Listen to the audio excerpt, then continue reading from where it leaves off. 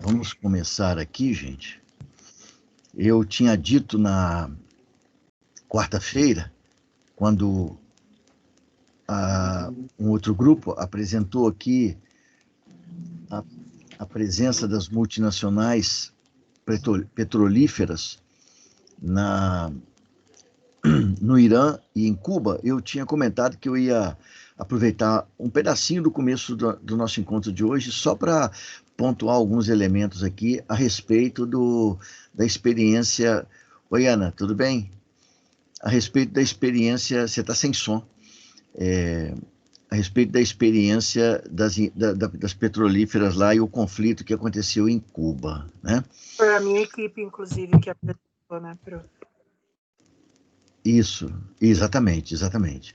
Então, só para pontuar assim, né, porque o caso de Cuba foi um caso diferente, porque enquanto o Irã era um país produtor de petróleo e as multinacionais controlavam, portanto, a produção, Cuba, na verdade, as multinacionais elas se colocavam no setor de refino, né?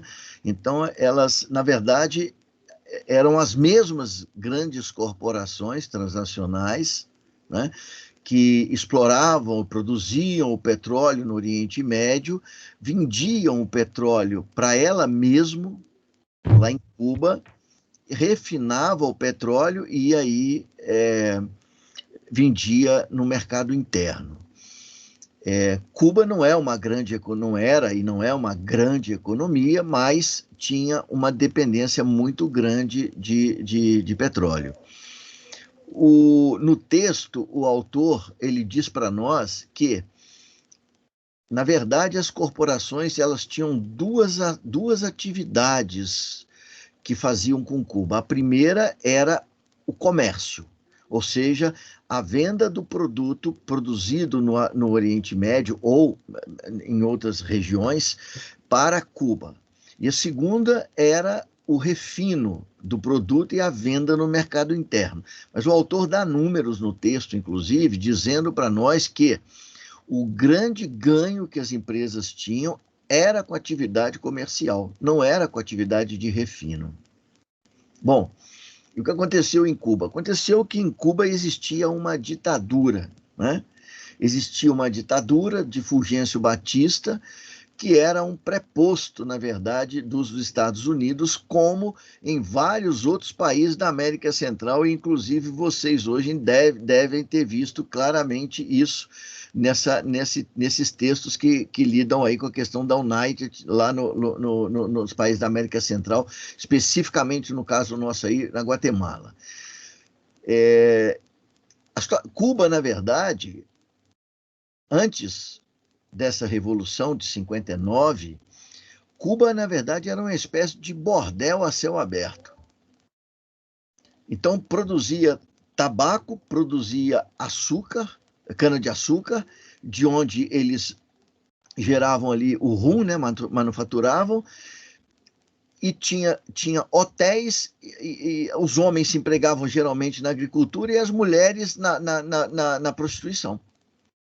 Então era um bordel a céu aberto, um lugar para onde os americanos iam para usufruir dos prazeres da vida, às custas de todo o povo cubano. Outra coisa, Fidel Castro, ele era de formação, se eu não me engano, ele era advogado. Fidel Castro era um homem de descendência espanhola, branco, né? Fidel Castro era um homem da classe média em Cuba. Então, o fato é que houve essa mobilização, essas pessoas foram construindo ali uma consciência, etc. E houve a Revolução, nós não precisamos entrar aqui no detalhe sobre a Revolução, e logo depois da Revolução, nós estávamos ali já vivendo, né, 59, plena Guerra Fria, e logo depois da Revolução, então, o que aconteceu? A União Soviética ofereceu para Cuba a possibilidade do escambo com o petróleo. Ou seja, a União Soviética daria petróleo e Cuba pagaria com açúcar.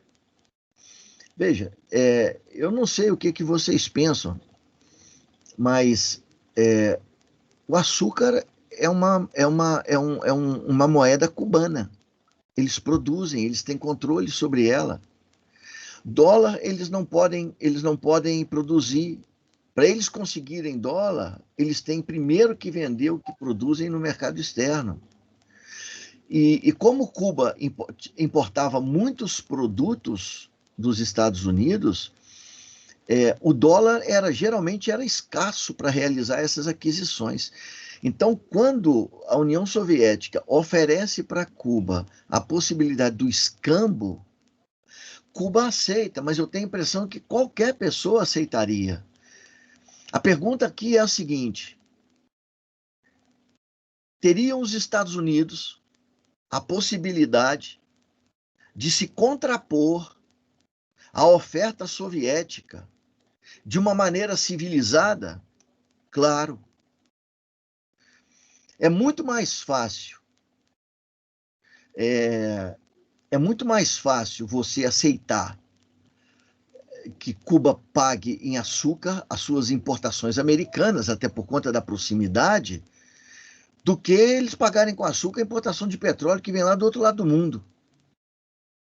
Então, o que os americanos podiam ter feito é aceito que os cubanos também passassem a importar os produtos americanos pagando em açúcar. E depois os americanos cuidavam de distribuir esse açúcar que não fosse consumido internamente, eles distribuíam para o resto do mundo, eles reexportavam. Então existia uma alternativa muito clara e fácil de ser resolvida. Os americanos podiam ter oferecido a mesma coisa que foi oferecida pela União Soviética, eles podiam ter oferecido, não necessariamente com o petróleo, mas com outras mercadorias que os cubanos dispendiam dólares. Né? Eles podiam ter oferecido em a possibilidade de pagamento em açúcar, mas não. A reação foi uma reação agressiva, né? Uma reação agressiva, se negando a refinar o óleo bruto que viria da União Soviética. Né? Veja que o texto deixa muito claro, e esse texto aqui é mais um texto que traz aí alguma coisa nova até para a gente aqui, que extrapola até o nosso interesse, né? Porque nós vimos aqui o caso da África do Sul, falando sobre o apartheid, nós vimos aqui o caso do Irã, falando que dá margem a gente entender melhor o que vai ser a Revolução Iraniana posteriormente. Ela não nasce do nada, ela tem raízes profundas na relação do Irã com os Estados Unidos e com os países do Ocidente. E no caso de Cuba aqui, a gente descobre agora no texto que o Fidel Castro, ele avisou inclusive para as companhias, e veja, Fidel Castro não estava tomando empresa. Ele disse para as empresas: olha, vocês podem continuar ganhando dinheiro refinando o petróleo. Nós vamos pagar, nós vamos comprar o petróleo refinado. Tudo que eu quero agora é que vocês refinem um petróleo que chega para mim em melhores condições do que o petróleo que vocês estão importando de vocês mesmos. Ou seja, não havia ali nenhum propósito socialista ou comunista. Né? Os avisos foram dados e foram, inclusive, noticiados nos jornais norte-americanos, porque está citado aí o The New York Times, ou não tenho certeza, que dizia que o novo governo cubano tinha dado ali um prazo para que as empresas decidissem. Né? E eles bateram o pé e disseram: não, nós não vamos refinar. Bom, aí não tinha alternativa. Né? Não tinha alternativa. O Fidel teve que tomar as refinarias para poder refinar o petróleo que chegava da União Soviética. É interessante que lá no final do texto tem lá um general que está depondo no parlamento norte-americano, no Congresso norte-americano, e ele diz categoricamente: o fato é que Fidel Castro não é comunista e nem anticomunista. O que significa isso? Significa dizer, depois de um processo revolucionário, Cuba precisava se estruturar, precisava criar condições para o desenvolvimento do país. Afinal de contas, a revolução tinha sido feita com esse propósito. E de onde vinha o apoio a Cuba? Para Cuba não interessa se o apoio vinha da Espanha, se vinha dos Estados Unidos, se viesse do Brasil, se viesse da União Soviética. Coincidentemente, veio da União Soviética. Se os outros tivessem oferecido condições interessantes, ninguém está dando nada para ninguém aqui. Cuba está pagando o petróleo com açúcar, né? Então, o próprio general norte-americano deixa claro, a Revolução Cubana começou como uma revolução nacionalista. Fidel Castro era um nacionalista de classe média lá em Cuba, né? E a consequência disso, a gente vai ver vários boicotes vão ser feitos, inclusive existe um filme chamado Sob a Névoa da Guerra, se eu não me engano, que é um filme, na verdade, que todo ele, parece que ele é feito em cima de uma entrevista com o McNamara, aquele antigo chefe do departamento lá de Estado dos Estados Unidos. Nessa época ele era o chefe e McNamara diz no filme, ele fala no filme, tentamos matar várias vezes Fidel Castro, né? É dito por ele. Agora não é mais acusação, porque até pouco tempo atrás, antes desse filme sair, antes dessa entrevista ser feita, quando o McNamara ainda era mais jovem, porque hoje eu não sei nem se ele está vivo ainda, mas ele hoje está um cara mais velho, etc., bem velho, né? E hoje ele está dizendo o que ele quer dizer para o registro da história, né? Mas já sabia-se disso, já se dizia, mas quem dizia um negócio desse era imediatamente acusado de ser comunista. Então o McNamara veio e botou as pedras nos seus devidos lugares e confirmou que ele, ou seja, os Estados Unidos, porque ele está falando em nome do Departamento de Estado, os Estados Unidos tentaram matar Fidel Castro várias vezes. Então veja, mais uma vez aqui no caso das empresas petrolíferas em Cuba, a gente presencia uma aliança extremamente forte entre a empresa privada e o Estado Nacional, onde encontram-se a sua matriz, né? E foram feitas uma série de boicotes que evidentemente prejudicaram enormemente Cuba, né? E vai fracassar por conta da ajuda concedida pela União Soviética, ou seja, um canal alternativo para Cuba, que foi a União Soviética e os países que estavam lá sob a liderança soviética na Europa do Leste, né? E eles vão conseguir, não só através da União Soviética, por exemplo, porque havia uma expectativa muito grande de que a ausência de técnicos qualificados em Cuba, com a saída dos técnicos norte-americanos, pudesse jogar a refinaria no chão. Mas técnicos soviéticos foram mandados para Cuba e foram remunerados. Normalmente, aqui não tem nada de não remunerado.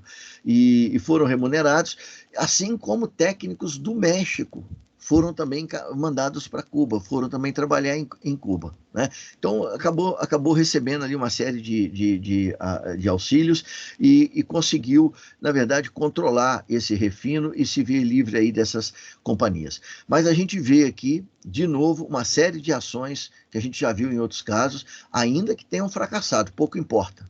O fato é que houve a tentativa de, mais uma vez, derrubar um governo, né, em nome dos interesses da companhia, né? Então, eu não sei, talvez tenha sido esses aí as principais considerações que eu queria fazer sobre o caso lá de Cuba, que a gente viu na quarta-feira. E, a menos que alguém tenha alguma coisa para falar, alguma pergunta a fazer sobre tanto o caso de Cuba ou do Irã, senão a gente vai dar continuidade, então, e agora o grupo aí composto pelas 4 alunas, a Ana, a Laura, a Sofia e a Elisa, então podem dar continuidade e apresentar aí o tema do dia de hoje.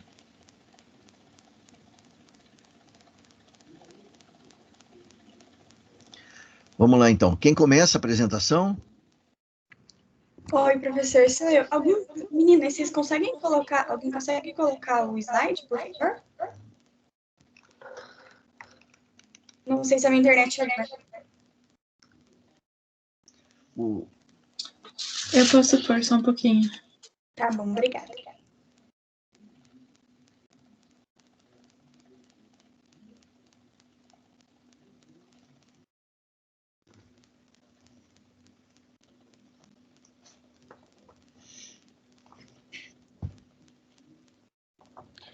Eu tenho aberto aqui. Acho que você conseguiu. É só clicar aqui nessa setinha. Esse quadradinho com a seta. Vocês estão conseguindo ver agora? Agora sim. Agora não. Tá. Agora sim. Tá. Aí. Obrigada. Bom, professor, na nossa apresentação de hoje, nós vamos mostrar um pouquinho da história da empresa United Fruit Company e a sua relação com a América Latina, com a América Central e com o imperialismo norte-americano. Nesse primeiro momento, eu vou falar um pouquinho sobre a história da empresa, tá? Uhum. Bom, a United Fruit Company, que hoje é chamada de Chiquita Brands, ela surgiu em 1889, em meio ao crescimento das multinacionais e da concentração de poder e de capital nas mãos dos grandes grupos, né? Que era a chamada era do capital monopolista. A empresa ela se concentrou principalmente na exportação de bananas da América Central aos Estados Unidos e Europa, para alimentar o comércio local desses países. Foi a United que deu início a esse transporte de bananas, tá? Bom, a pré-fundação da empresa teve início com o capitão Lorenzo Barker, que ao ancorar o seu navio na Jamaica, ele teve a brilhante ideia de levar bananas aos Estados Unidos para vendê-las lá por volta de 1870. Após isso, ele compra diversas terras na Jamaica e se torna o maior exportador de banana do Caribe. Pode voltar o slide, por favor. Aí. E é nesse momento em que ele começa a exportar essas bananas que essa exportação ela começa a tomar outra proporção. Já em 1885, 15 anos depois, o Lorenzo ele se une a Preston, que era um inventor de navios refrigerados. E essa união, ela viabiliza a venda e a distribuição da fruta nos lugares mais distantes dos Estados Unidos. E com essa união, eles fundam a Boston Fruit, que passou a ser a United 4 anos depois. Ela passa a ser a United quando eles se unem com o menor Kate, um empresário já inserido nas Américas. Eu acho bem importante definir aqui um pouquinho, porque o Kate ele era conhecido pela população como o rei não coroado da América Central, visto que ele se casou por conveniência, claro, com a filha do ex-presidente da Costa Rica, país que ele já tinha diversos acordos, como, por exemplo, para a criação das estradas de ferro que ligavam a capital ao porto. E ele deteve a posse dessas estradas durante 99 anos. Ele tinha 7% do território da Costa Rica. Ele tinha isenção de tarifas e taxas durante os próximos 20 anos, entre diversas outras concessões. E com esse novo aliado, a United Fruit ela consegue escoar suas produções e nós já conseguimos observar características básicas de uma multinacional desse ramo, que é a produção em larga escala, o controle do transporte, o controle da distribuição, o domínio agressivo da terra e da mão de obra. A empresa ela detinha terras próprias, trabalhadores assalariados e, além disso, eu não posso esquecer, a empresa ela detinha navios e trens refrigerados. Inclusive, ela foi a maior marinha particular do mundo, naquela época chamada de Grande Frota Branca, já que a cor dos navios, para manter a qualidade da banana, era branca. Bom, pode passar agora, por favor. Isso.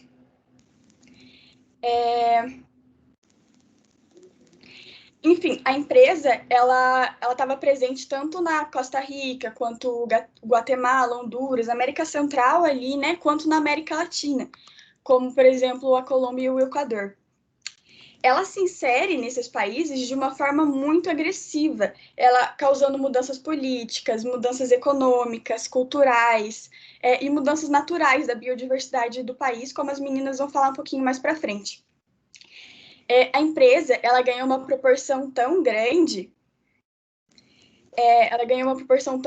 que já na década de 1920, ela já era a maior multinacional desse ramo, ela já negociava com mais de 32 países, ela detinha 3/4 das exportações de banana para os Estados Unidos e para a Europa, além de valer mais de 100 milhões de dólares, detinha mais de 650 mil hectares, deixa eu ver se é isso mesmo, 650 mil hectares, 67 mil funcionários, e além desse monopólio, ela detinha também 3.500 milhas de cabos telegráficos, que ela levou a esses países, já que a empresa ela mantinha contato frequente com a sua sede nos Estados Unidos, e para melhorar a comunicação com os portos e terminais. Essas grandes corporações, elas transformaram a banana em um produto massificado já nos primeiros anos do século XX. E a United, tem um dos textos que fala bem sobre isso, ela utilizava muito do marketing para incentivar o consumo dessa fruta, né? E é daí que surgiu, por exemplo, a banana split. A empresa, além disso, ela chegou a fazer parceria com a Associação Médica Americana, se eu não me engano, para divulgar a qualidade das bananas e criar novos hábitos que englobassem esse consumo massificado, né? Mas é claro que essa massificação da banana, ela tinha um alto custo para os países produtores, que ficavam de lado na obtenção dos lucros, né? E é nesse momento que eu vou passar a fala para a Sofia, que ela vai falar um pouquinho sobre as bases da atuação nesse país, porque a United Fruit ela não estava sozinha. Obrigada. Ok, obrigado. Até nisso que você falou da massificação, surgiu também, conta no texto, a expressão de preço de banana, que desvalorizou tanto que, para que tivesse todo mundo acesso, que chegou nessa expressão. Mas, enfim, com essa introdução da história da empresa, se faz muito importante falar sobre o Estado que estava por trás, emanando políticas e servindo de respaldo para atitudes e intervenções militares nesses países na qual a empresa se fortaleceu. Como que essas multinacionais acabaram se tornando, na verdade, num imperialismo econômico, ou até, como diz no texto, num exemplo de neocolonialismo norte-americano. O professor ali nos comentários da apresentação anterior deu uma boa introdução, ou falou sobre a relação dos Estados Unidos com a Cuba, mas eu até peguei como exemplo para dar uma introdução em relação às políticas dos Estados Unidos, como que começou essa entrada na América Central, ali no Caribe, que pode me corrigir se eu estiver errada, mas a partir do Tratado de Paris, com o final da Guerra Hispano-Americana, que foi decidida, era para ser um tratado de paz com a Cuba, através da emenda Platt, os Estados Unidos conseguiram ter o lugar deles em Cuba. E eu decidi colocar isso só para mostrar como que começou essa entrada dos Estados Unidos na América Central. Um contexto mais importante, assim, das políticas externas, digamos, com a América Central dos Estados Unidos é a política de boa vizinhança do Roosevelt, que, por conta da Guerra Fria, pós a crise de 29, os Estados Unidos tentava sempre manter essa esfera de influência, esse comando, apoiando as multinacionais que ali estavam e, enfim, fazendo essa série de intervenções que vai ser falada agora.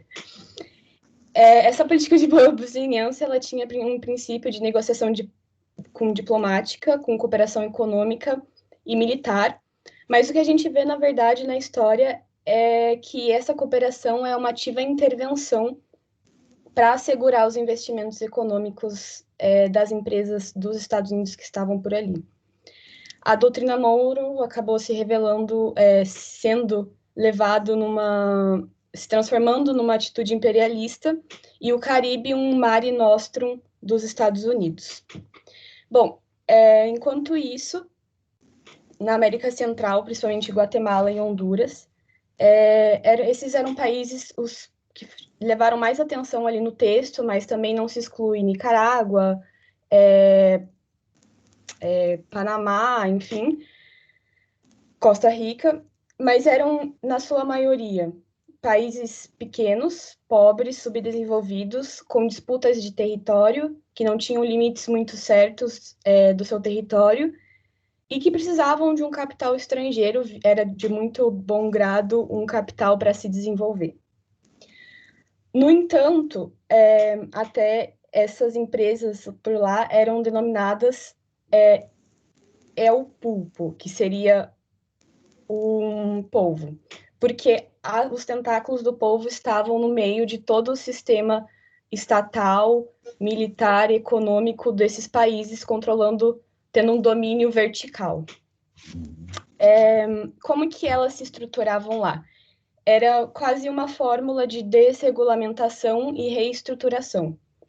Eles tinham, como a Elisa falou, a fusão da empresa que juntava tanto a produção de banana como as ferrovias para o transporte, os navios para a exportação, eles cada vez mais tinham mais terras, mais concessões, mais acordos, e dessa forma iam construindo ali, territorializando aquele espaço. Tomavam contas de alfândegas, dos tesouros, do governo, das terras, e essa reestruturação o investimento que eles colocavam ali para se manter. Era, claro, um investimento para a população, mas era com o objetivo principal de manter os funcionários ali, num centro, quase uma cidade dormitório, digamos, mas, enfim, terrenos substitutos para pestes que podiam chegar, para a água. E daí essa reestruturação era com investimento em saúde pública, tecnologia na agricultura e estruturas urbanas.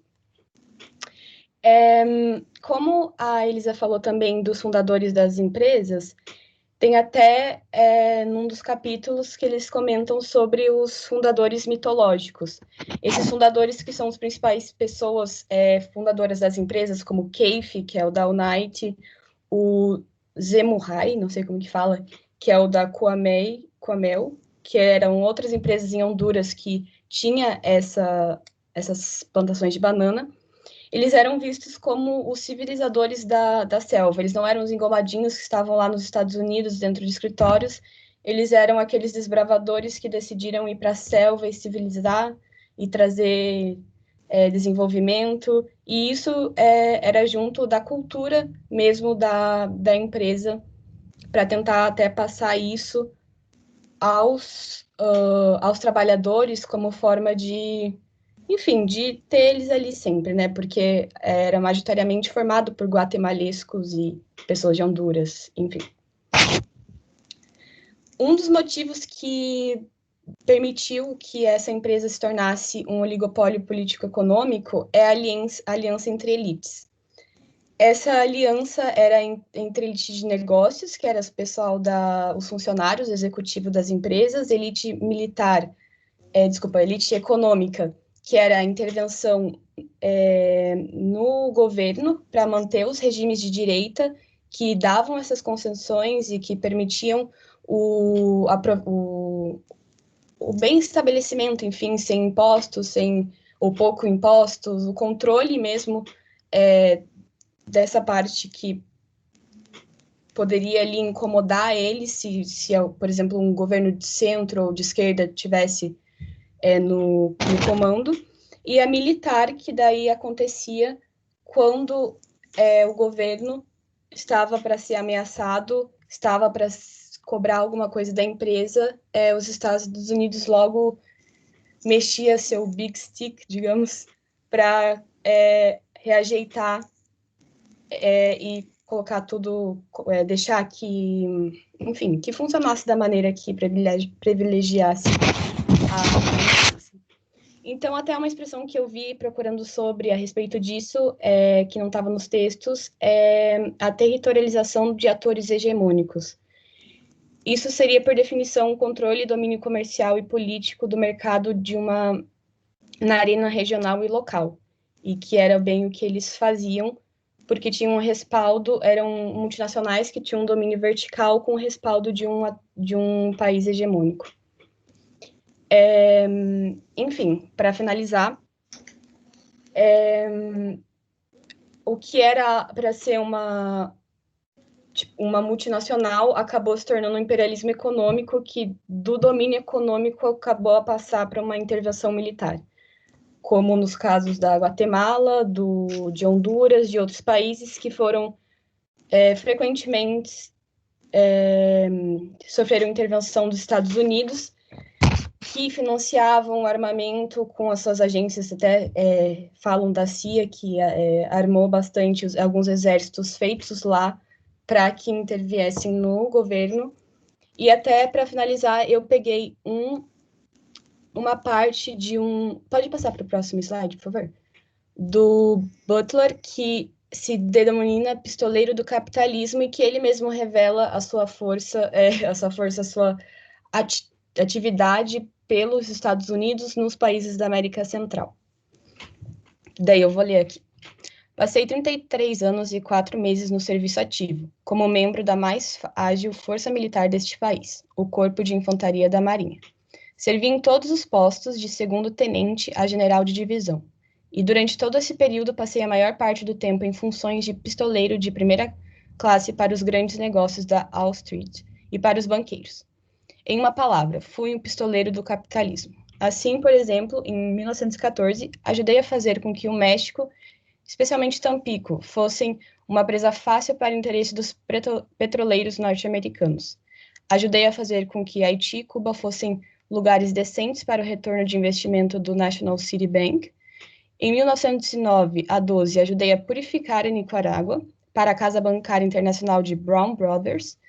Em 16, levei à luz a República Dominicana em nome dos interesses açucareiros norte-americanos. Em 1903, ajudei a pacificar Honduras em benefício das companhias fruticultoras norte-americanas. Pode passar. E daí aqui coloquei só uma imagem que, na verdade, revela o Big Stick, mas que ilumina bem esse polvo com tentáculos que dominou a América Central. Parte dela. Pronto. Maravilha. Vocês estão conseguindo me ouvir? Não. Tá muito baixo. Tá, pera, deixa eu falar mais perto, então. Agora melhorou?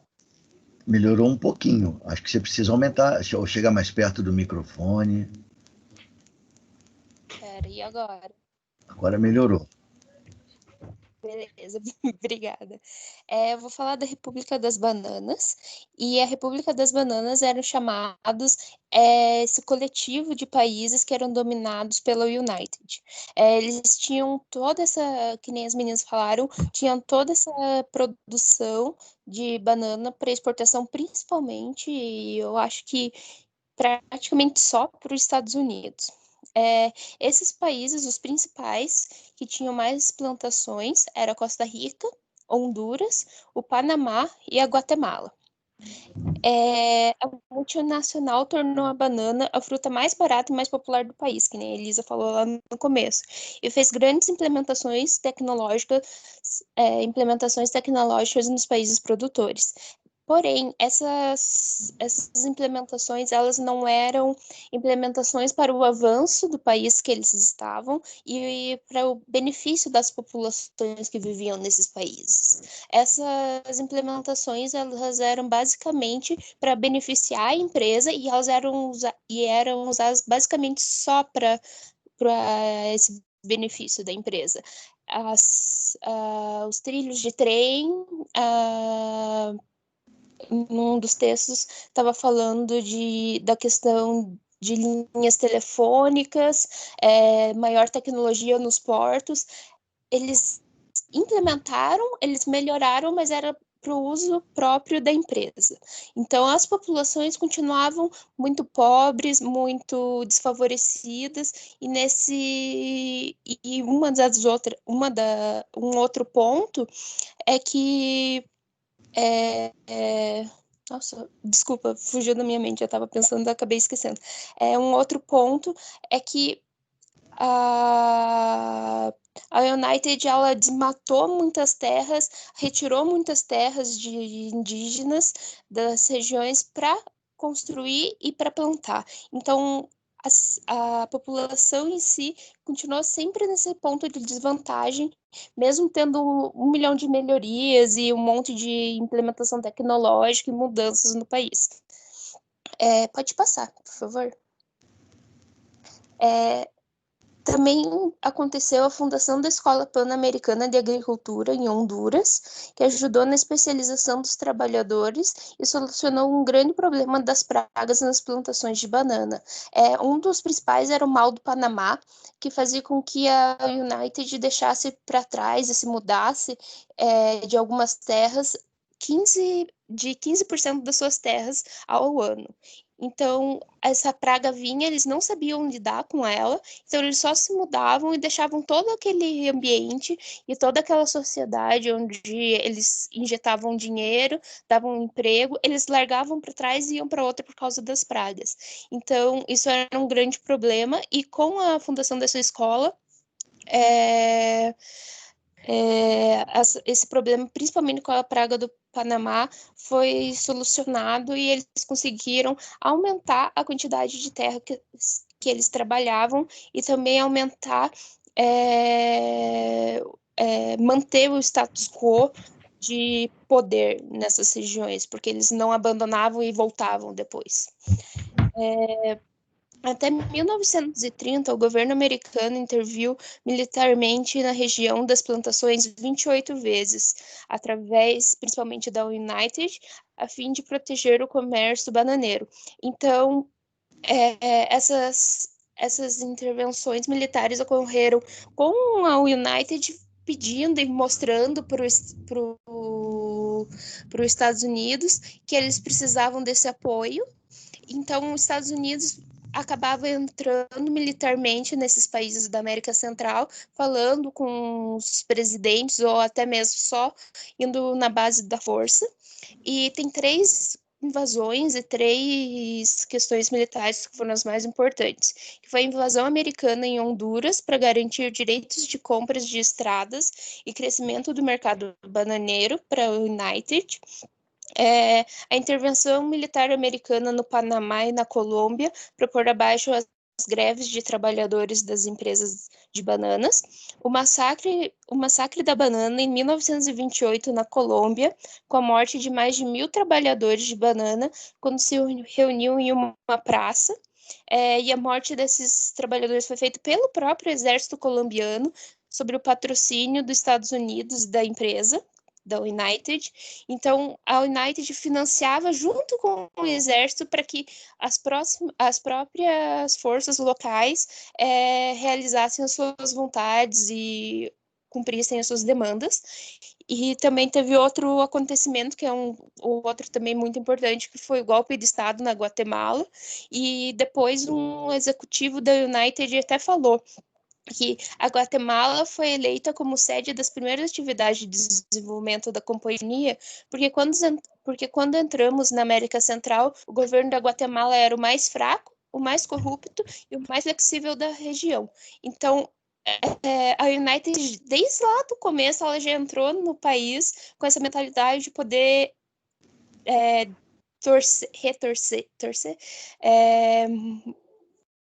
não sei como falar, mas manusear o país, influenciar o país do jeito que ela queria, porque ela já considerava o país fraco, corrupto e flexível. E o golpe de Estado foi só deixando escancarado o poder que a United tinha nesses países. Também tem uma outra questão importante, a diferença dos países da América do Sul e os países da América Central que estavam sob o domínio da United.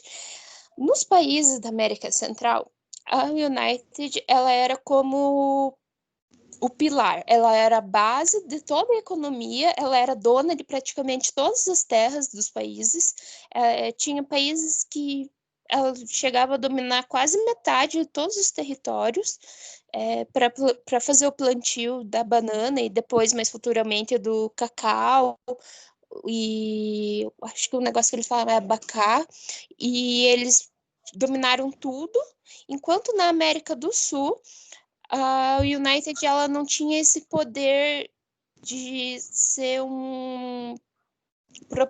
ser proprietária das terras. Ela fazia meio que uns empréstimos e as plantações também não eram tão vastas e tão principais para a empresa. Na Colômbia, entretanto, eles eram com todos os produtos que eles produziam lá, principalmente o cacau, eles vendiam e produziam muito, mas não era uma referência, que se não existisse a Colômbia, por exemplo, ou se os donos das terras que a United emprestava na Colômbia desistissem de fazer negócio com a empresa fosse ter algum problema, que nem aconteceria se fosse um caso como algum país tipo Costa Rica, ou Panamá, ou a própria Guatemala, entendeu? Então, essa é a principal diferença, a influência local e a influência na questão de quantidade de terras, e é isso. Uhum. Vocês estão me ouvindo bem? Tô. Então tá. Eu vou falar um pouco agora sobre a relação entre os regimes liberais e a UFC e a própria relação entre a United e os trabalhadores, né? Então, para contextualizar um pouco, eu vou caracterizar primeiro os regimes liberais ali da América Central e Latina nessa época, que é do começo do século XIX, do fim do século XIX até o começo do século XX, e que basicamente eles tinham em comum essas três coisas. Uma grande ampliação da agricultura de exportação, que devido a isso levava à construção de uma infraestrutura, como a Sofia falou, eu acho, que levava à construção de portos, estradas e pontes, mas que apesar desse crescimento econômico, devido à exportação de produtos agrícolas, os governos não eram capazes de beneficiar a própria população, e sendo que continuava essa grande distância social e econômica entre a própria população, né, entre as classes sociais. Sobre a relação da United com a população, como a Ana falou, eles tinham uma política de assistência, que era basicamente você chegar no país, que eles chegavam, né, no Equador, na Guatemala, nesses países, eles faziam uma política meio que filantrópica, assim, entre aspas, entre muitas aspas, porque, como a Ana falou, era baseada em interesses próprios, mas eles chegavam lá promovendo educação, saúde e lazer, tanto para os trabalhadores que trabalhavam com eles, quanto para a comunidade em volta, e trazendo também o desenvolvimento de novas tecnologias, tanto agrícolas como de comunicação e tal, e essa é a política de assistência que eles promoviam. E essa filantropia dava a impressão de que a companhia era um estado social corporativo, assim, muitas pessoas enxergavam esse desenvolvimento, entre aspas, que a companhia trazia, como se ela tivesse o papel de um estado social, assim mesmo. As relações de trabalho entre a United e os países em que ela estava, ela varia bastante entre os países, porque, como a Ana disse, na América Central, o contato da United com os trabalhadores era bem mais intensivo, assim, porque eles possuíam muito mais pessoas trabalhando e muito mais terras. Na Costa Rica, por exemplo, em 1955, 10% dos trabalhadores do campo de todo o país, eles trabalhavam para a United Fruit Company. Então, é um número bem grande, assim, de trabalhadores que eles tinham na América Central, de forma geral.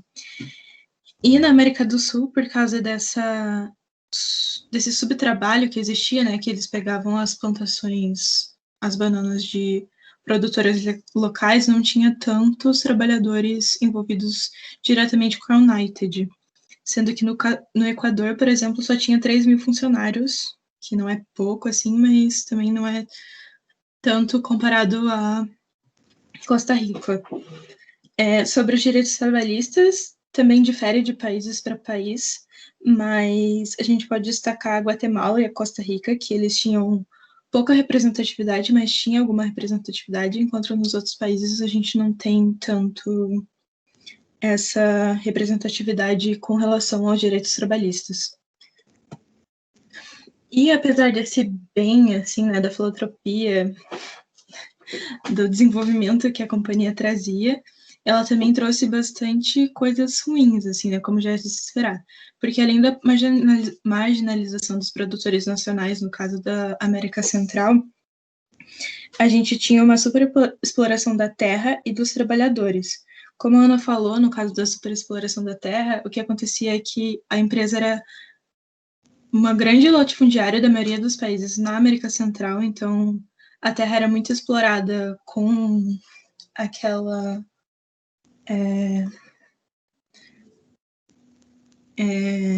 esqueci o nome.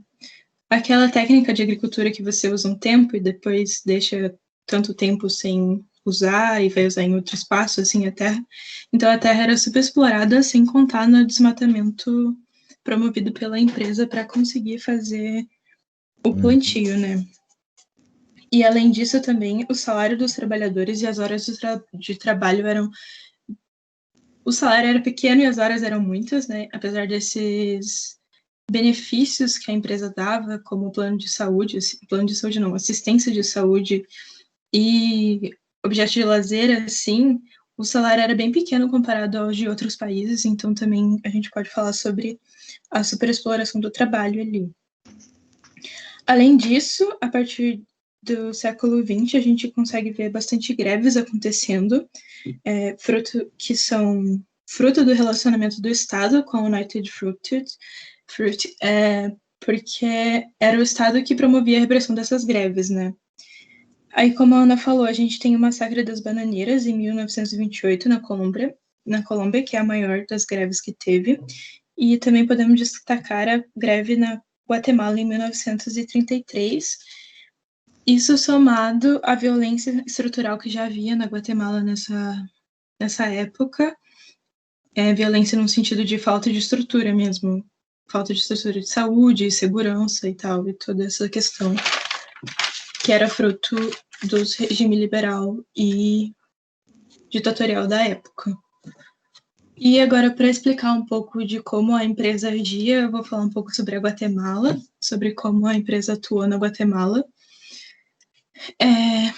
Primeiro é importante destacar que a Guatemala, desde a sua independência, em 1821, até 1944, ela só foi liderada por ditadores, assim. Apenas em 1944, que teve a primeira eleição, onde Juan José Arevalo foi eleito, por causa de uma revolta popular que houve nessa época. A United Fruit estava na Guatemala desde 1901, então ela tinha esse relacionamento com o Estado já fazendo corrupção e conseguindo concessões com os governos ditatoriais. E ela é um exemplo de codependência entre o Estado e a multinacional. Ela é uma dependência porque os ditadores guatemaltecos, eles acreditavam que a presença da United era a única esperança para a economia do país, então eles permitiam toda essa exploração, além dos benefícios particulares, né, de corrupção e tal, e a United recebia em troca dessa avanço econômico, entre aspas, uma proteção contra as possíveis revoltas sociais e também todo o lucro obtido, né, fora as concessões e tal. Essa codependência levou a United a intervir na Guatemala depois das eleições de 1944, porque depois do José Arevalo, Jacob Arbenz, ele assumiu o governo, eleito democraticamente também, e ele promoveu uma série de reformas agrárias, o que afetava diretamente os interesses da United. Então, a United apelou para os Estados Unidos, basicamente, como a Sofia falou, eu acho. Eles levaram um plano que foi iniciado pelo Samuel Zemurray, que era chefe da United Fruit Trade na época e que também tinha armado o golpe de Honduras. Ele meio que planejou esse golpe inicial e ele foi executado pela CIA, que contratou jornalistas e políticos para fazer pressão no governo estadunidense no começo dos anos 50, com aquela ideia de ameaça comunista. E aí, em 1954, financiado pelos Estados Unidos, tem um golpe que leva Castillo Armas ao poder. Depois do golpe, assim, não foi muito bom para a United isso, porque a única coisa que o Armas fez foi restituir as terras que passaram pela reforma agrícola. Mas depois desse processo, devido à pressão internacional, assim, o governo dos Estados Unidos meio que se distanciou da United, sendo que ela foi até processada pelo Departamento de Justiça dos Estados Unidos. Além disso, depois dessa época, houve um aumento das greves e pelos direitos trabalhistas em outros países, e a desconfiança gerada por esse golpe aumentou bastante, sendo que houve um fortalecimento das indústrias nacionais em muitos países. Em 1969, então, a empresa foi comprada pela Zapata Corporation, e ela virou, como a Elisa falou, ela virou a Chiquita Brands, que existe até hoje e ainda compõe uma parte bem importante do mercado de bananas. E eu acho que era isso, se ninguém quiser adicionar mais nada. Ok, eu agradeço vocês pela apresentação que vocês fizeram aí, praticamente vocês correram todos os textos, foram 3 textos, embora textos relativamente curtos, excetuando o do Litvin, que é um pouquinho mais longo, mas os outros eram bem curtos e acho que vocês trouxeram aqui, e até gostei assim da maneira como vocês construíram a apresentação, achei que foi bem didático. Vocês não seguiram necessariamente a ordem dos textos e conseguiram exatamente propor uma apresentação interessante. Mas eu quero sempre lembrar assim que o nosso interesse maior aqui, né, é o relacionamento entre as empresas multinacionais e os países onde elas operam, né? Esse é o nosso foco.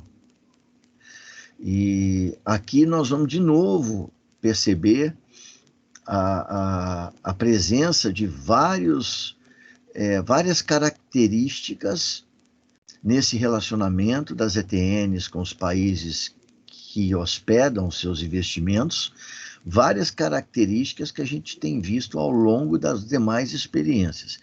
Aqui no caso agora, nós estamos lidando com uma empresa do setor agrícola, uma empresa que tinha, na verdade, um vasto campo de atuação, porque ao mesmo tempo que detinham terras e eram produtoras agrícolas, né, ao mesmo tempo tinham ali um controle muito grande, tanto sobre as estradas, as vias férreas que tinham no país, como também o transporte para os Estados Unidos e depois, provavelmente, a distribuição disso dentro dos Estados Unidos e talvez também em outras partes do mundo.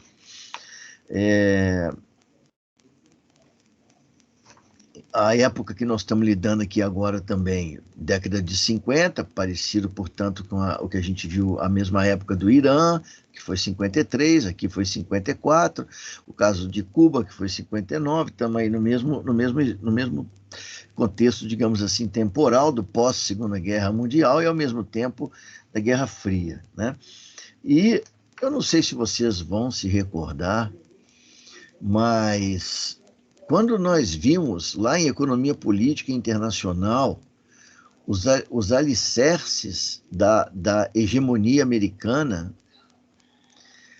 nós apontamos um desses pilares da hegemonia americana como sendo exatamente a divisão do mundo em zonas de influência, que aconteceu nas conferências de Yalta, de Potsdam, etc. E a gente dizia lá o seguinte, que essa divisão do mundo em zonas de influência, elas foram extremamente úteis para os dois lados do mundo, né? Porque lá do lado, digamos, do socialismo soviético, sempre que os trabalhadores faziam reivindicações, tentavam se organizar e pleitear mudanças no modo como estava estruturada a economia e, consequentemente, a sociedade, eles eram imediatamente taxados de contra-revolucionários. E pau neles, né? Aqui no Ocidente, era muito parecido.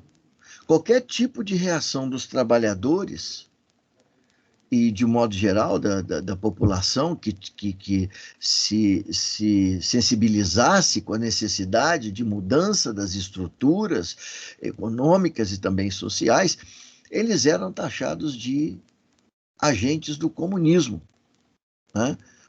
Então, Fidel Castro foi taxado de agente do comunismo e agora a gente vê aqui de novo a mesma história acontecendo com os guatemaltecas, aí, os líderes, né, os presidentes, que tentaram dar um direcionamento diferente para a estrutura econômica da Guatemala. E pouco tempo depois, né, não vamos esquecer que João Goulart também vai ser mais um Jacob Arbenz, vai ser um agente do comunismo que era preciso ser derrubado. Então veja como que essa história da divisão do mundo, da construção dessa doutrina da Guerra Fria, de uma ameaça permanente que pairava sobre os países, do lado de cá era ameaça comunista, do lado de lá era ameaça capitalista. Isso, na verdade, fortaleceu e deu ali álibis para que os governantes de ambos os lados pudessem resolver os problemas que se enfrentavam baixando o pau, né? Bom, então aqui nós temos então outra época, outro contexto, empresas operando no setor agrícola, no setor de transporte, no setor de navegação, enfim. Mas a gente vê aí uma série de coisas que vão se repetindo. Então vamos lá. Achei bem interessante aí a maneira a Elisa conduziu, né, um pouquinho da história, resgatou um pouquinho da história da United. A Sofia mostrou, e isso é interessante, mostrou que, na verdade, os Estados Unidos, nessa época, viviam um período de grande expansão econômica. Não vamos esquecer que isso aí é depois da Guerra Civil, né? A Guerra Civil que foi lá nos anos 60, e a partir dali a gente teve a chance de ver também, lá em História Econômica, né? A gente teve a ver que a partir da Revolução Civil, da Guerra Civil nos Estados Unidos, houve a unificação definitiva dos Estados Unidos e programas importantes de estímulo à atividade econômica fizeram com que houvesse uma rápida expansão dos Estados Unidos economicamente e a necessidade de busca de mercados externos, né? Tanto para abastecer os mercados americanos em expansão, mas também, em muitos casos, para abastecer em produtos, em alimentos, etc., mas também até mesmo em matéria-prima, né? Países como o Brasil, por exemplo, diferentemente de banana, vai entregar minério, né? Vamos explorar aqui minério.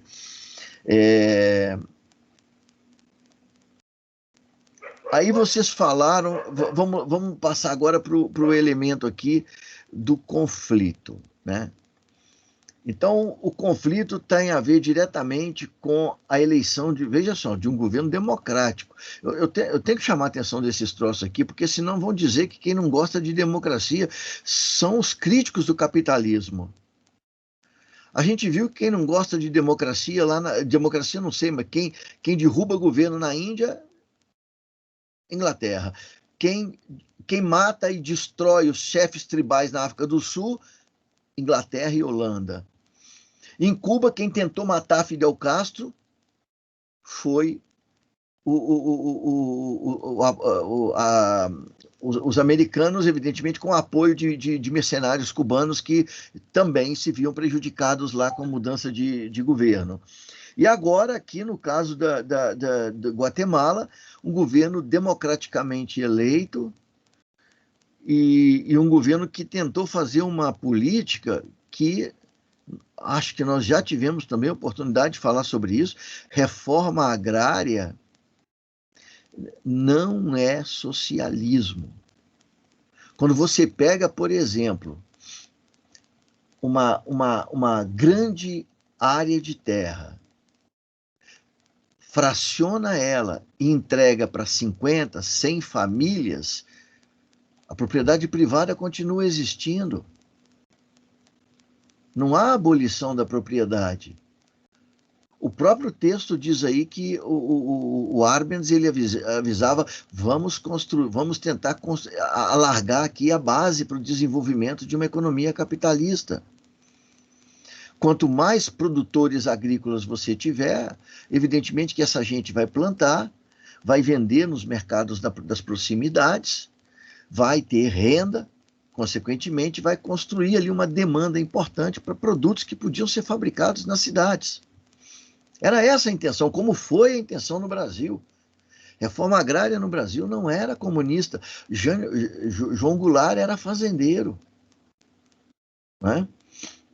Então, veja, ele tenta implementar uma reforma agrária e vai se chocar com a oposição de uma empresa estrangeira, mas que era detentora de vastas extensões de terra na Guatemala. Inclusive terras incultas, né? Porque o texto diz para nós que a United, apesar de possuir grandes extensões de terra, utilizava apenas produtivamente 8% das suas propriedades.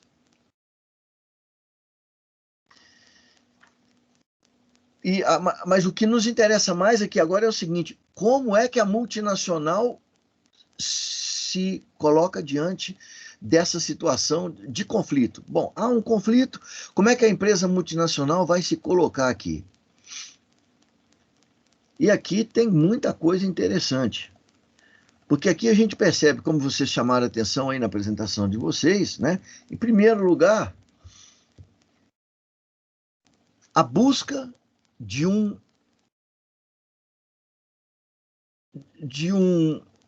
instrumento, um homem, que pudesse liderar um golpe na Guatemala, mas tinha que ser um guatemalteco, porque senão tinha suspeita de que foi intervenção externa e tudo mais. Então eles citam aí que tentaram buscar primeiro um general, e o general ficou arrepiado diante das exigências feitas pela UNAID. Mas depois encontrou um rato lá que aceitava qualquer tipo de coisa, né? E esse camarada acabou liderando, então, o golpe na Venezuela. Então, aqui começa com isso é um processo, corrupção. Ponto. Né?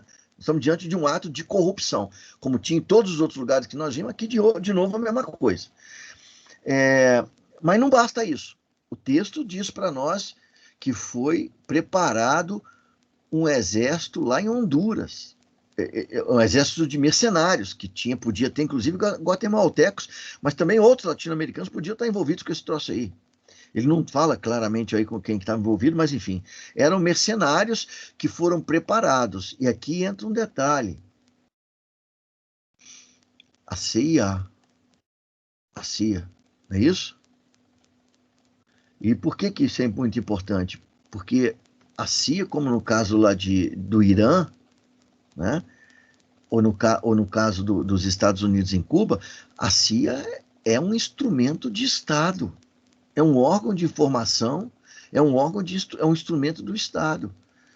Então diz aí que a CIA foi responsável, inclusive, pelo envio de armas. E diz que as armas foram transportadas pelos navios da United. A aliança é clara no texto. Por mais que o nosso autor aí, o Litfin, vocês viram aí que o Litfin, eu tenho a impressão que esse cara quer falar a verdade pra gente. mas ele está preocupado. Ele está preocupado, então ele dá umas tiradas malucas aqui no texto, né? Dizendo que tudo que aconteceu na Guatemala foi involuntário. Eu nunca vi um golpe de Estado involuntário. Alguém transportar arma de maneira... não, vou transportar umas arminhas aí, umas metralhadoras, mas não sem querer. Sem querer, assim, que eu vou fazer isso.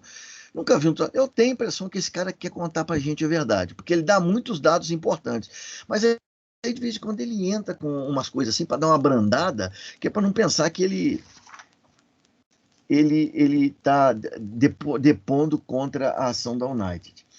Então, veja, a gente vê aí a união da empresa privada com o Estado, esse mesmo Estado que dizem para nós, eu sou chato, viu? Eu sei que eu sou meio chato. Não tem, se vocês me acham chato, eu compreendo absolutamente vocês. Tem toda a razão, vocês têm toda a razão. Porque tem umas coisas que eu fico eu meio que repito. Mas é porque eu acho que tem uns troços que tem. Ou aprende desse jeito, ou nunca mais nós vamos aprender. Porque o tempo todo ficam dizendo para nós no Brasil que o Estado ele é um troço improdutivo, desnecessário. O Estado só faz atrapalhar. Vocês estão vendo como é que o Estado americano atrapalha aqui as empresas americanas? Vocês viram como é que o Estado inglês atrapalhava as empresas inglesas lá nos seus interesses? O Estado é absolutamente determinante. Professor, o texto do Eduardo Galeano também tem uma parte que ele fala que a diretoria da United ela foi composta por dirigentes da CIA também. O texto do Eduardo Galeano, ele fala sobre isso. Isso. Ele menciona isso mesmo. Até aqui também no texto do Litfin, também ele fala dos irmãos lá, né, daqueles irmãos que eu me esqueci o nome agora aqui, mas não tem problema. Que eram todas pessoas ligadas à estrutura do Estado.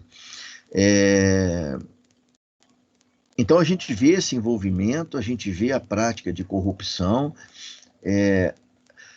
a gente vê que esses grandes capitais, representados pelas empresas transnacionais, constroem alianças importantes com pequenos grupos das elites nacionais. Isso não é diferente no Brasil, não, gente.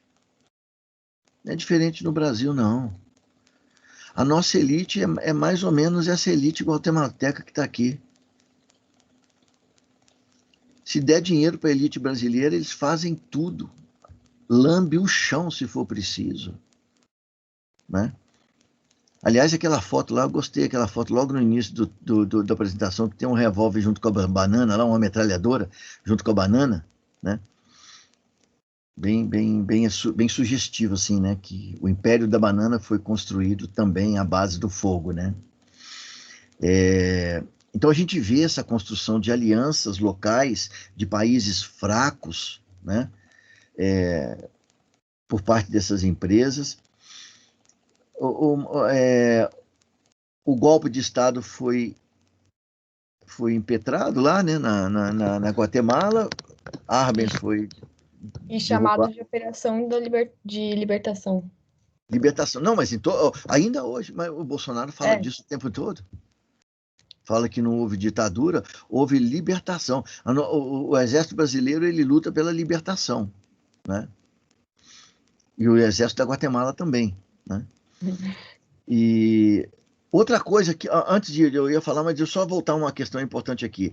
Foi comentado também por vocês na apresentação, mas eu não pode passar despercebido, que a United, ela mesmo pagou jornalistas americanos para irem a Guatemala, escreverem matérias, e essas matérias deviam dar conta de que havia envolvimento do líder guatemalteca com a União Soviética, né?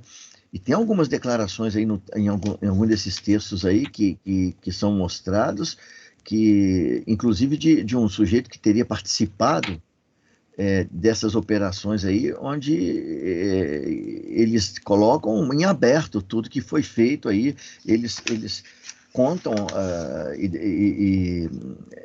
como fala, eles confessam abertamente todo o processo de agressão contra aquele país em benefício dos interesses de empresas privadas. É bom lembrar que o Estado também ganha, hein? Quando a empresa americana tem sucesso no exterior, os lucros vão para os acionistas que estão lá. Então, o envolvimento de jornalistas, estou chamando a atenção, porque no caso da África do Sul, vocês lembram que o Cecil Rhodes, ele comprava jornais, né, e subornava jornalistas ingleses.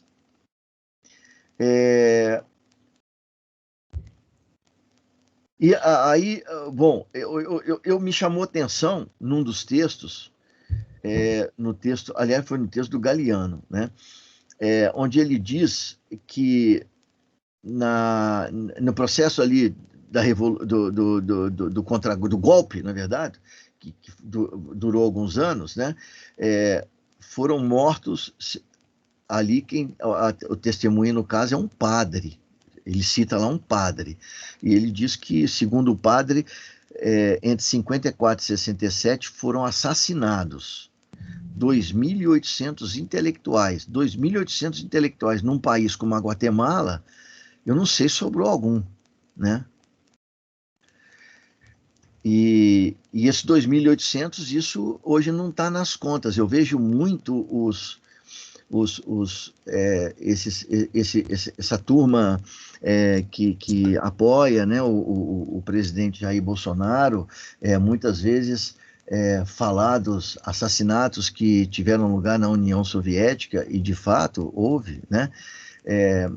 Mas eles esquecem dos outros assassinatos, esses, por exemplo, que praticamente a história não dá muita importância para eles, né?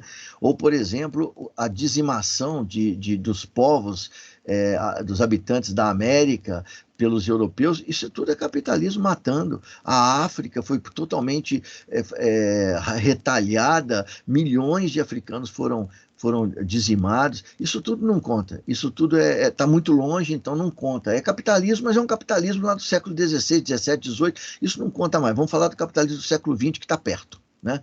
Então aí lembra só do que aconteceu lá na União Soviética. Mas além desse número de mortos importantíssimo aqui, que me chamou a atenção, porque não é...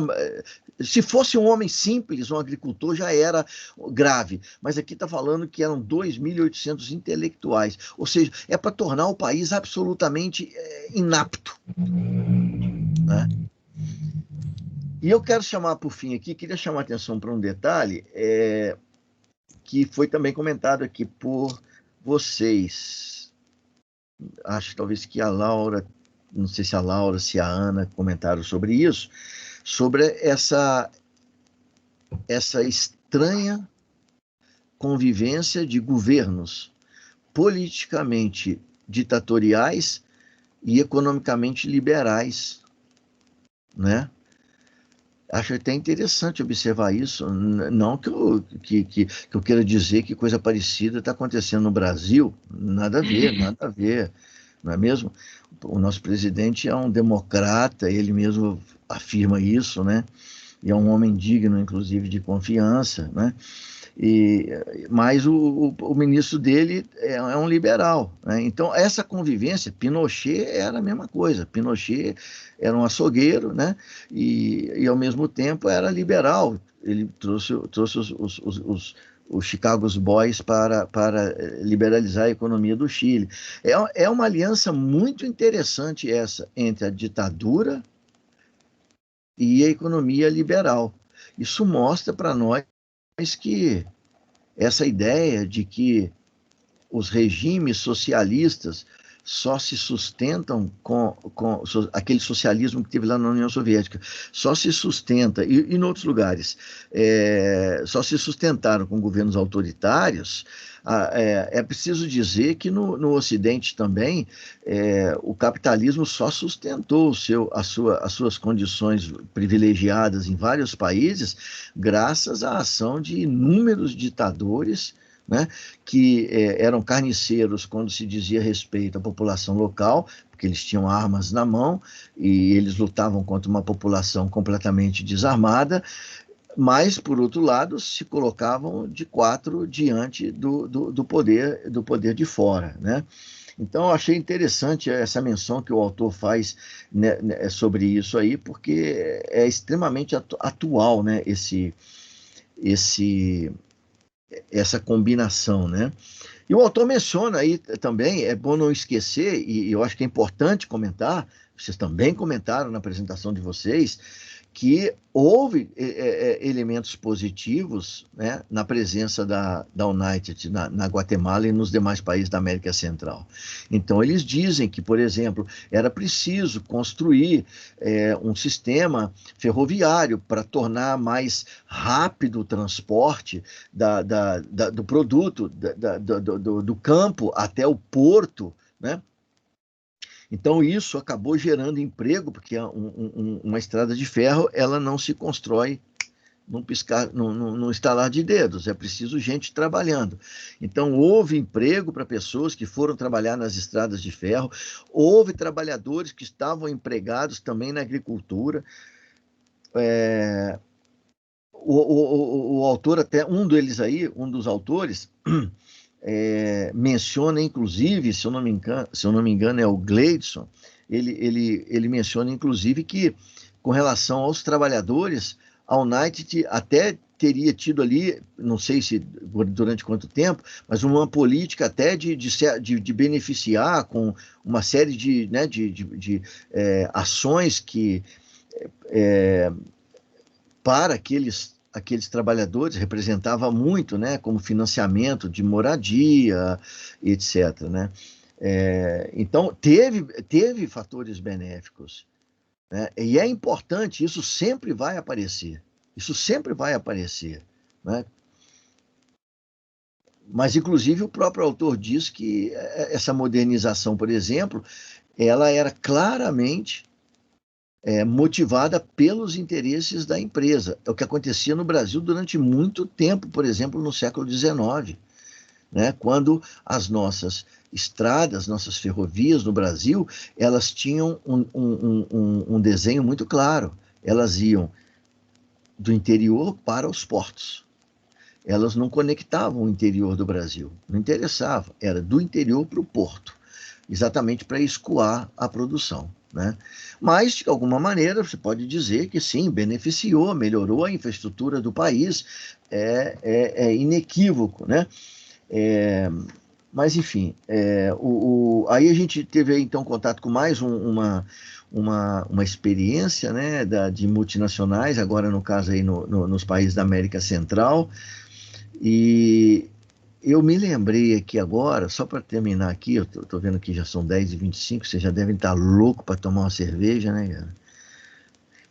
Então, cerveja sem álcool, né, cara? Então, olha só, eu me lembrei aqui, por exemplo, do caso de Cuba, né, que foi o caso visto aqui na quarta-feira. Eu só queria comentar assim, Cuba ou a Guatemala, né, são países pobres. A Nigéria, que a gente viu aqui, era um país ainda tribal. Aqui nós estamos falando de países pobres, países... O que eu estou querendo dizer aqui? Olha só, o Brasil é um país muito rico. Se esses caras estão dispostos a fazer o que fizeram em Cuba, que podia ser deixado de lado, esquece esse troço. Guatemala, pouca coisa importa. É que a perspectiva, olha só, a perspectiva dessa empresa, vamos pegar agora o caso da United, não é Guatemala, como vocês mostraram aí, era toda a América Central. E outra coisa, permitir que um país como a Guatemala, um país pobre, pequeno, conseguisse, através de políticas nacionais, promover o desenvolvimento local, ainda que um desenvolvimento limitado por conta dos recursos que eles tinham. Mas isso era um péssimo exemplo para o restante da América Latina e talvez do mundo. Então, existe uma dimensão aí nessa história também, que, tanto com Cuba como com Guatemala e os demais países aí, que eles invadiram 28 vezes num período aí que é citado, e o próprio Arévalo, que foi o presidente que começou as mudanças antes do Arbenz, e Arbenz depois deu continuidade, o Arévalo, ele confessou que foi vítima de 32 conspirações contra ele, está dito no texto. Então, veja, porque, primeiro, países pequenos não podem jamais afrontar o poder de grandes grupos econômicos, porque isso pode dar mau exemplo. E, por outro lado, eles estão dispostos a levar à ruína países como Guatemala, como Cuba. Imagina o que esses caras estariam dispostos a fazer com o Brasil. Um país que parece que tem riquezas inesgotáveis. O tempo todo se aparece coisa nova no Brasil. Parece que você vai perfurando mais fundo no subsolo, parece que vai surgindo coisa nova, né? Foi assim com o pré-sal, de repente foi perfurando profundidade, puf, apareceu lá um... Enfim, e a Amazônia hoje ainda é pouquíssimo explorada. Mas o nosso presidente já disse que quer explorar junto com os Estados Unidos, né? Ele já falou lá com o presidente, né? Ele que no dia da independência disse que o Brasil, desde 1822, deu ali uma demonstração para o mundo de que o Brasil não se submeteria mais a nação nenhuma. Foi esse o discurso dele lá no dia 7 de setembro. Bom, gente, mas então era isso. Eu agradeço mais uma vez, agradeço muito aí a participação de vocês, o compromisso de vocês com a apresentação do trabalho, e desejo a todos, então, um ótimo final de semana, e nós voltamos, então, na quarta-feira, beleza? Vocês gostariam de falar alguma coisa ainda, nesse finalzinho aqui? Não, acho que não. Espero que a gente tenha abordado bem o assunto. Sim, eu acho que vocês colocaram bem assim. É que sempre eu quero dar muita ênfase na questão do conflito da empresa com o país onde ela se encontra e de que maneira esse conflito ele é solucionado. Sim, tá? Achei bem interessante os textos. Foi bom conhecer essa história. Que bom. E tem mais coisa aí pela frente aí que vocês vão... Certamente não estuda-se muito aqui no curso de Relações Internacionais que a gente vai poder falar, né? Principalmente o último grupo que vai trabalhar com a Nigéria, né? Ana, você voltou, Ana? Tudo bem contigo? Então, gente, um ótimo final de semana para vocês e bom descanso aí e até quarta-feira que vem, tá?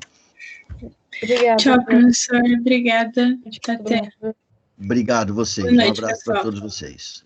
Tchau. Tchau para vocês e para todos os colegas que estão presentes aqui. Tchau, professor. Obrigada. Tchau, Elisa. Obrigado você. Bom final de semana. Tchau, prof. Bom fim de semana. Abraço. Tchau,